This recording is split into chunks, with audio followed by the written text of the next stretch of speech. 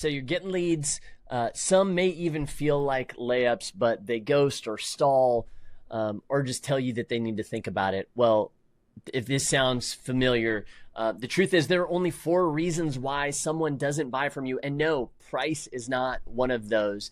And the problem is if you don't fix the right one, no amount of better sales skills or selling or closing is going to save you. And once you learn to spot which one is breaking down, you can unlock loads of revenue with the same leads that you already have coming into your business. Let's dive in. By the way, my name is Gabriel Ryan, and over the past 19 years, I have owned and operated a handful of businesses that sell services and have worked with hundreds of other businesses that do exactly the same, all the way from the 10K a month solopreneur up to companies like Agora Financial doing more than $2.5 billion a year and everything in between. Currently, this is me building a 7-figure services empire in public. The latest business is just over $677,000 cash collected so far to date, and just over $35,232 in monthly recurring revenue. But when it comes to the reasons why someone does not buy, let's go ahead and break that down, because if we can determine why they don't buy, then we can figure out what we actually need to do to make sure that more of our leads actually do buy. Because what I tend to see more often than not, and I know this because I was victim to this same thing, especially early on in my career, is that amateurs really just kind of like manage the leads that come into their pipeline. What pros do, pros actually create qualified buyers out of thin air, it seems like. And the reason why they're able to do that is because they know the right message at the right time can turn any lead into a buyer, but only if you know the right sequence. So much of marketing and sales is not about even necessarily saying the right thing or having the right close or way to overcome an objection. It really all comes down to sequence that builds trust and understanding what are the specific things that a potential buyer maybe doesn't trust. Because I'll tell you, it's not just price, although that's usually one of the ones that shows up first, right? Is that like, oh, I don't seem to have anybody coming into my funnel or into my business that actually qualifies, that can afford my services. Well, I can tell you that same exact prospect is going to go and buy from someone else, and likely at a price 2 or 3 times what you're charging, because if that pro knows the exact sequence that will build trust. So let's get into what exactly that is. Let's dive into the 4 closes. I'm going to go right out and say what all 4 of them are, and then give you a specific methodology for how you can actually overcome all 4 of these so that every single lead that comes into your pipeline shows up and is eager and qualified and ready to buy, even if they're on the fence when they come into your world. So the first reason is that they simply don't trust you. They don't trust necessarily that you have credibility, or they haven't heard of you before. Now, this is typically overcome immediately when you have any kind of warm referral, right? Referrals are always some of the best leads because they came from someone who already had a great experience with you. They already come in trusting you, so you don't even have to worry about this a lot of times with referrals. But if somebody's coming in off of paid ads, if they're shopping around, even if they're doing a Google search, even though that might be a little more high intent, if they're in kind of research mode, there's still some things that you have to do probably to get them to trust you. That's first.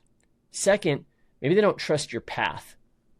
You may have heard of the idea of like a unique mechanism. In fact, this book here, the 16-word sales letter by Evaldo Albuquerque, would highly recommend, if you can get your hands on a copy of this, to pick it up, because in his book, Evaldo goes over this idea of something called the unique mechanism. And I'm not going to spend a ton of time going over examples of that here. I'll give you one in this video. If you've heard of a program called P90X, it was a fitness and kind of coaching program.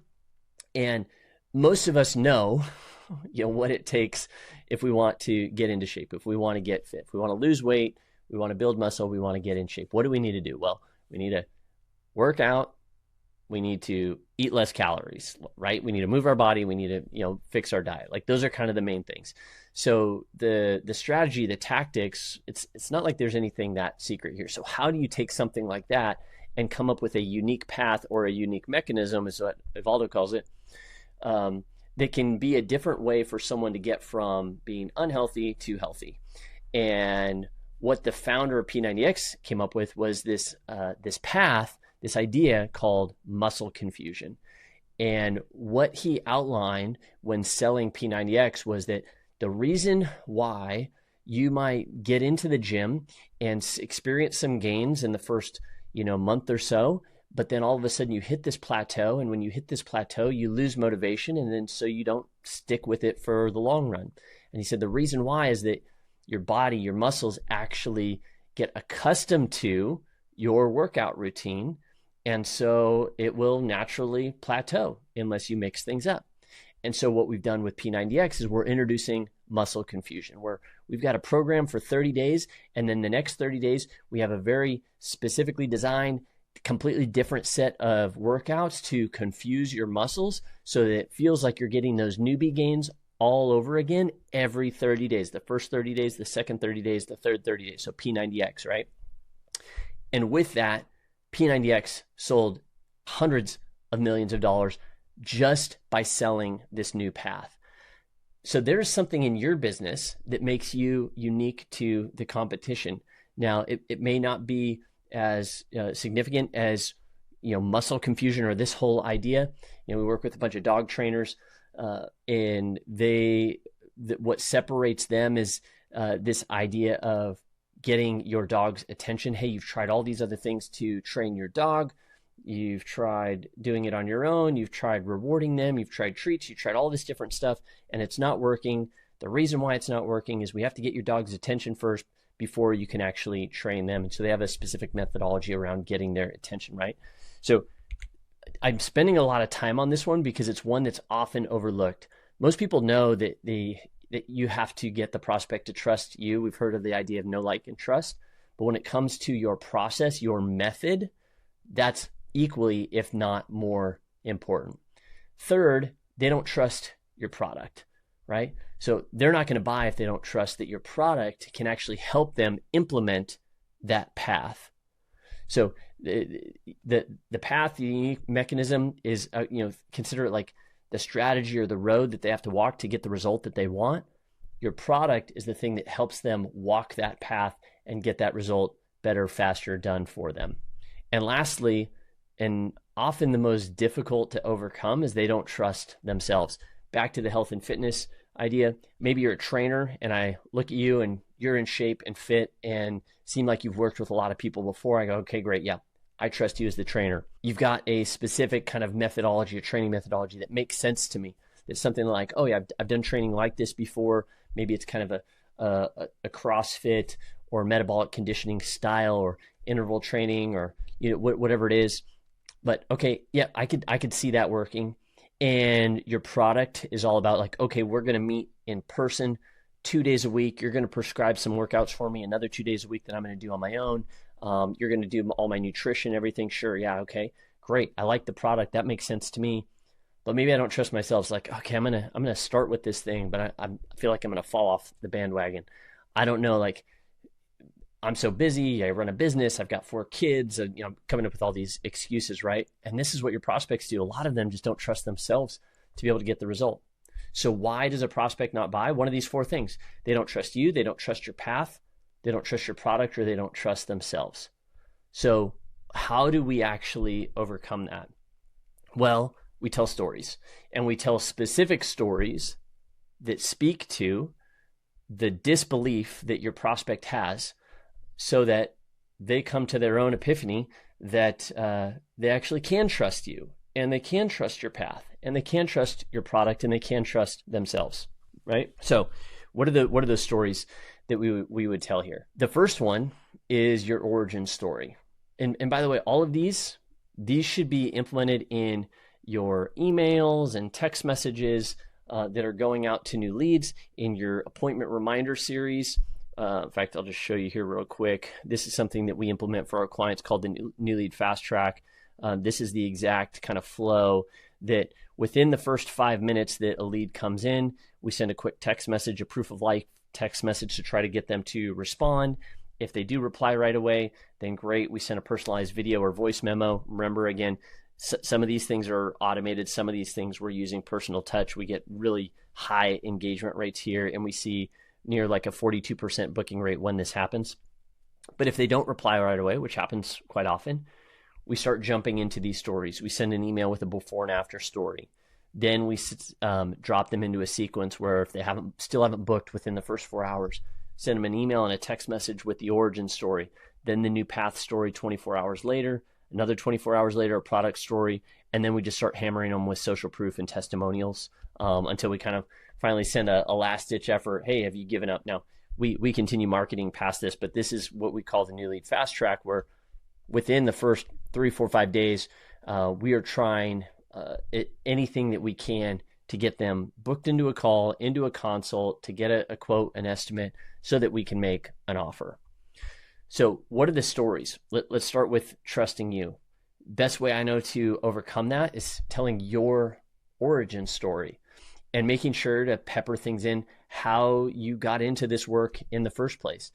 For myself, I spent 10 years as a photographer, owned my own photography studio, sold services, really learned the importance of systems after working with a coach with the eMyth company, read the book, The eMyth Revisited, realized I needed a coach, hired a coach. After my first year working with that coach, made 6 figures for my first time ever in my early 20s, and really was bought in on systems. Ran that business, traveled the world, photographed some of the most luxurious weddings and events all over the world, and made multiple 6 figures doing that business. Then moved into digital marketing. A buddy of mine at church was starting a digital marketing agency. I became one of the first hires and helped him grow that company from $0 to $25 million a year. And that's where we ended up working with kind of some of the biggest clients out there in the financial publishing space, Agora Financial, Motley Fool, Morning Brew, you name it. And that's how I discovered how to build an acquisition system. That's how I discovered what worked and what doesn't work when it comes to selling services through digital marketing. Now, your origin story is going to be your own version of that, which lends to some of the kind of credibility boosters. Why should someone trust you? Were you a client of this service before you ever started it? Why are you choosing to do this versus over anything else? Pick something that's going to be relatable to your prospect, that's going to allow them to get to know you, to where you're not just bragging about all your accomplishments, but personalizes that story. That'll get them to trust you. The path, we want to tell our new path story. The path story is all about how we discovered this particular mechanism. Again, in the book 16-Word Sales Letter, Evaldo explains how the creator of P90X discovered, muscle confusion. And when you talk about that discovery process, again, it allows people to come to the epiphany on their own in terms of, great, I've tried so many other different ways. I still have this problem. It sounds like this person has a new way that can actually help me solve this problem. And if you can paint that kind of logical argument, they're more likely to trust the path that you're going to offer them. In your product story, all that does is it connects that new path with the deliverables of your service, the thing that you actually offer. Hey, here's what's required to introduce muscle confusion. So in order to introduce muscle confusion, you need not just a random set of workouts every 30, 60, 90 days, because certain movements will actually mimic others. And so it needs to be done strategically and intentionally. So we have architected these workouts over the first 30 days, second 30 days, last 30 days. And then also, this where is super important with any kind of product story, is to think through the objections as to, why someone might not be able to, again, trust themselves with the product, and anything that you can do to overcome those objections with your product. Hey, we know, sticking with this over the long haul, in the beginning, you might have a lot of motivation, but over the long haul might be difficult. So we have personal accountability. You're going to be checking in with a coach once a week, or we're going to check in with you at this point. Having those additional parts of your product that help overcome those objections to basically increase the certainty that your lead's going to get that result once they become a client is going to be critical. And then finally, trusting themselves. The best way I know to do this is with social proof stories, case studies, testimonials, you name it. In fact, it's statistically proven if you put, and we do this all the time, anywhere that you're going to put a price or any kind of opt-in, especially if it's a longer form where you're asking for more information than, let's say, just a name and email, you put a testimonial right before that, conversion rates are going to go up. And why is that?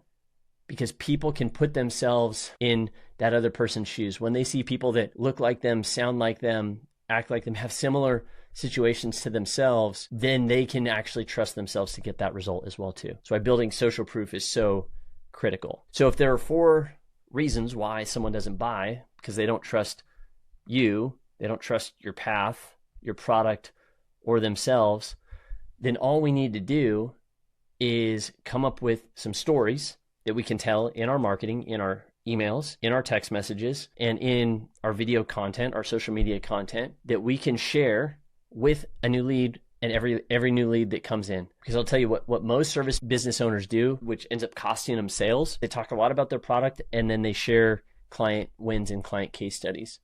But the ones that are real pros know how to, they know how to connect, they know how to build a relationship, they know how to tell stories. And as soon as somebody comes into their world, they go, hey, thank you so much for inquiring. You know, there's a lot that we could help you with here, but before we do, I want to tell you a little story just about like how we even got here in the first place, why we're doing what we're doing. And then they have their call to action.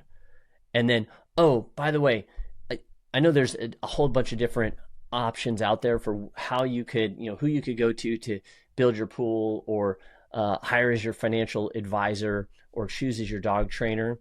I want to tell you why we use the method that we do. We went on this discovery and we figured this is the best way, and here's why. Then they go, okay, well, yeah, and if, by the way, you know, if you're kind of like-minded like us and you want the same result, and you want this result with certainty and fast, then here's how we deliver that for folks. And if you'd be interested, go ahead and let us know. And by the way, here's a whole slew of folks that look like you and just like you have kind of gone through this before. So you're not going to be our guinea pig here. This isn't our first rodeo. We want to help you with this. So hopefully this is helpful. I'm curious. Let me know in the comments, which one of these do you feel like you could kind of shore up the most? I see different patterns across a lot of different types of service businesses, but I'd be really curious for you if you had to pick one of these that you could really improve, whether it's getting them to trust you, your path, maybe it's getting them to trust the product. A lot of them, maybe it's themselves. Let me know in the comments. And yeah, we'll see you in the next video.